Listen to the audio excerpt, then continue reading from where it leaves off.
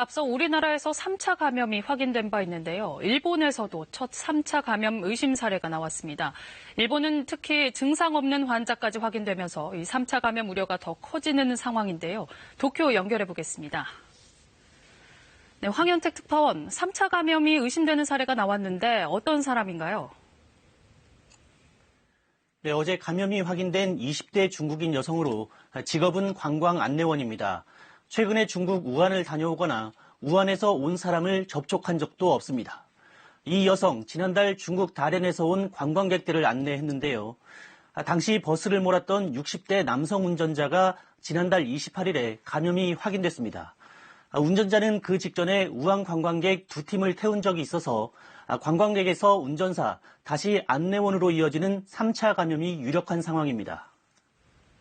네, 상황을 봐야겠지만 이 관광버스를 몰았다면 또 다른 3차 감염 가능성도 배제할 수 없는 거 아닙니까? 네, 운전사는 우한 관광객을 태우고 일본의 양대 도시 도쿄와 오사카를 수차례 오갔습니다. 일본 당국은 운전자 감염이 확인된 뒤에 밀접하게 접촉한 22명을 추적해왔는데요.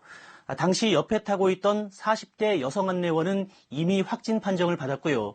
이번엔 우한과 관련 없는 3차 감염 의심 사례까지 더해진 겁니다. 과거와는 차원이 다른 감염 경로에 대비할 때라는 목소리가 일본 내에서 커지고 있습니다. 네, 그래서인가요? 일본 정부 대응도 오늘부터 대폭 강화됐다고요? 네, 오늘 저녁 3명이 추가되면서 확인된 감염자는 20명, 중국을 뺀 나라 가운데 가장 많습니다. 발열이나 기침과 같은 증상 없는 확진 환자도 4명이나 돼서 3차 감염 우려를 더하고 있는데요. 상황이 급변하자 일본 정부도 다급해졌습니다. 감염 의심자를 강제로 입원시키거나 일정 기간 일을 쉬도록 하는 내용의 법 개정안도 오늘부터 본격 시행됐습니다. 지금까지 도쿄에서 전해드렸습니다.